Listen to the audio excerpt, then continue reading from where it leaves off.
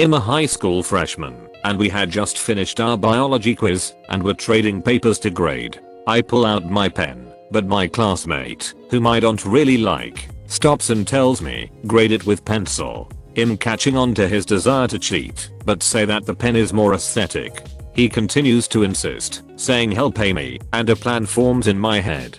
I accept the bribe, $1, and pull out my pencil. The first two answers are wrong.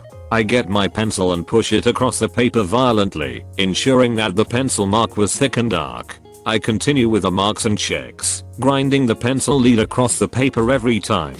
We finish grading the papers and hand them back. He furiously tries to erase, but the markings smudge, and the teacher sees what he's doing. She takes the quiz away, and has left with sore arms from trying to erase. I ask for the money, but he claims he doesn't have any, as expected. BTW, the guy I'm writing about has been pretty rude to me throughout the year. Has spammed my Snapchat asking me for answers for homework, and I kinda reached my breaking point today.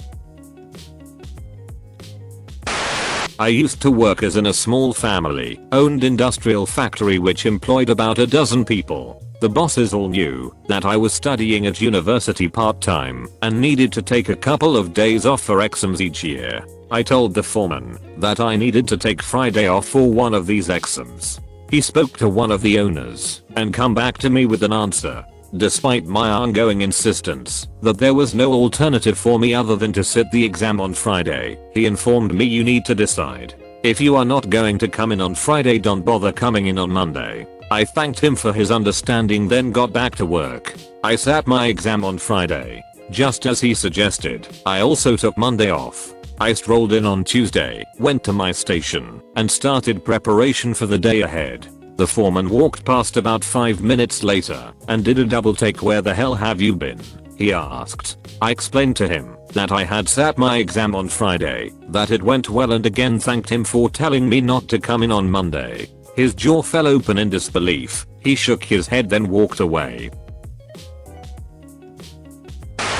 Last job I had was an overall mess, but the particular manager I had wanted to try and introduce more structural rules to the place. He'd moved here from out of state, had a long resume of help desk supervisory experience, and at first seemed like a decent, skilled guy. Then came the overtime policy.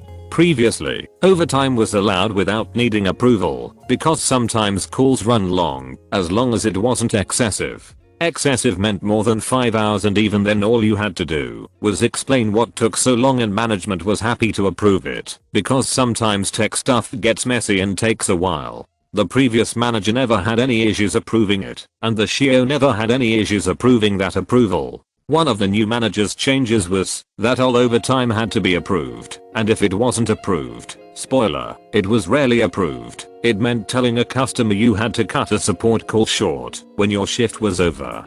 Terrible idea, but okay pal, I'll help you dig that grade for yourself. I ended up getting a call about an hour before my shift ended, and it was a call that was a bug in our software that was fixed by a particular Windows update. The clinic closed at 5:30, and the office manager asked us to do it after hours. I talked to the manager. He gives me written authorization to work late and get Windows updates run on 30-some computers. I do that, and it takes roughly 4 hours as the clinic's internet connection started to bottom out. If I had more than 4 to 5 remote sessions going at one time, no big deal. I get it done, submit my time punch for that day, and think nothing of it. He calls me in the next morning with, I can't approve this much overtime. CEO would never authorize it. I remind him he authorized overtime for this, and that he knew it was one of the larger clinics. He says, well, you should have just started some, clocked out, checked on them, then clocked back in when others were ready. You didn't need to babysit them. I'll authorize 1 hour. I explained to him that that's a stupid idea, and also that it's not legal to pay me for time worked when he authorized that time and I have it in writing. He says he doesn't care, and I'm only getting 1 hour of overtime authorized. Fine. From now on, I will clock in exactly at 8 AM and out at 5 PM. He snaps but that's the policy. At me, and I leave. Instead of reporting him to the SHIO, who I was on friendly terms with right away, I spent a few weeks collecting things like really pissed off doctors and clinic staff, and every time they got understandably angry that I was dropping a call when the issue wasn't resolved, I'd apologize and tell them it was $manager's fault, as it was a policy he implemented, and not only is it illegal for me to keep working without the company paying me, as I was an hourly employee, I flat out wasn't going to work for free. I suggested they email the SHIO and CC the manager on it, telling them exactly what they thought of the new policy and how it affected their practice and their patients' opinion of the clinic. About a week later the SHIO paid a surprise visit and wanted to speak to me. He asked me what on earth was going on. He was getting all these pissed off emails from clinic sites saying the techs were dropping calls immediately at 5 PM CST regardless of what time it was at the clinic or if the issue was fixed or not, and they all said the same thing about it being $manager's policy. I explained the policy to the SHIO, also told him about the overtime incident, and he just lost it, got up, opened the door to the empty office he was using, and yelled across the whole lead floor for the manager in question to get his butt in here right now. TL. Doctor of that meeting is the manager got torn to pieces, forced to apologize to me, marched out of the office like a child by the SHIO, who then called everyone over, made him apologize to everyone else for the policy, asked us all to email him dates and actual overtime hours so he could check the time clock and see if they coincided with dates that $manager had edited, and ended with telling the manager, "You're lucky I don't fire you right now, but if I were you, I'd consider maybe not selling your house in $CITYHE''DRELOCATEDFROM just yet." The SHIO also sent out a department-wide email stating that the manager's overtime policy was revoked effective immediately and we were going back to the original method of dealing with overtime. He also reiterated that he would have absolutely no issues with approving any overtime as long as it was clear that it was necessary to get a clinic's systems back up and running, or the clinic had specifically asked that the work be done after hours, which is what the old policy had been anyway. Manager ended up resigning before they fired him, and in one conversation we had after he left he swore it was because the SHIO randomly decided he hated me. Sure, January. So I was just watching a story time video and I thought of this story that I didn't realize until now fit into this subreddit. Short but sweet. So, I was maybe about 7 or 8 at the time and my family was eating dinner. I had finished eating, so I stood up and threw away my paper plate and put the rest of my dishes into the sink. As I was about to walk away and go to my room, my dad spoke up. "Dad, get me the foil." I knew he meant he wanted me to tear him off a sheet of aluminum foil, and being a little kid I was obviously annoyed that I got told to do something. But then I realized that all he had said was get me the foil. He didn't tell me to tear him off a piece, and this realization made my annoyance immediately dissolve. I gladly walked to the cupboard under the sink, grabbed the roll of aluminum foil, walked over to my dad, placed it down right in front of him, and proceeded to walk away. As I was walking away I saw my dad look up from the aluminum foil to me with an angry expression, ready to tear into me for disobeying him. I looked at him to see what he was going to say, and then he realized what he had actually said. Then his face went back to normal, and then he shook his head. "Dad, oh, nothing, never mind." Then I turned back around and walked into my room with a small smile firmly planted on my face.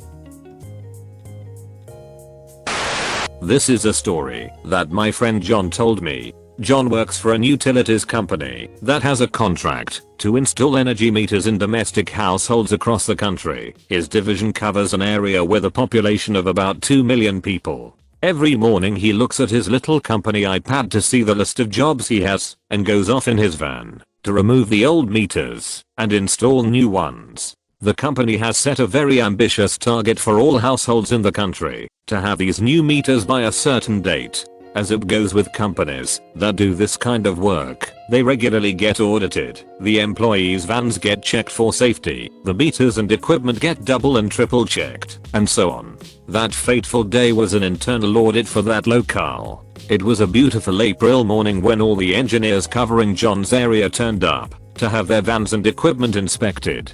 There were many people and vans, and John had to wait a while for the internal auditor, Mark, to approach. He noticed that Mark left a trail of puzzled faces in his wake.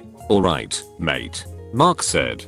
"Can you just unload all the meters from your van and put them on the ground in front?" John said, looking at the April sky. "Really? I mean, it looks like it's going to rain."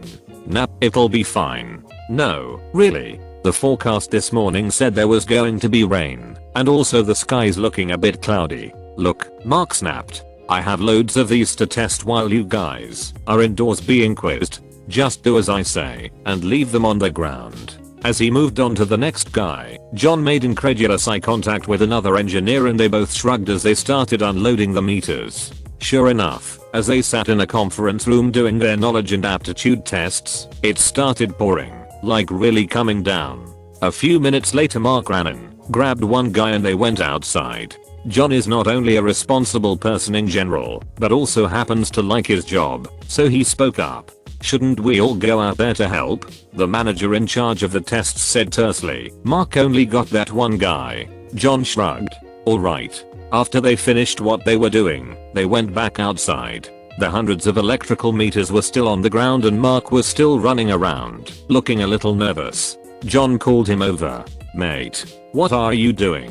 None of these are usable now." No, Mark said. "See, the ones that you put down upside down will still be fine." A few other engineers came over and stared.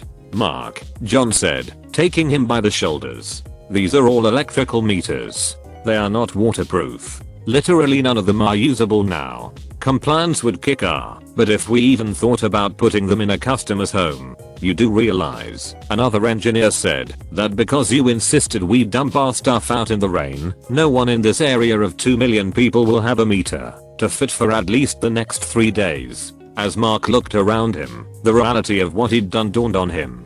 John later described the color of his face to me as just pure gray. 6 months after John first told me this story, I asked him what happened to Mark.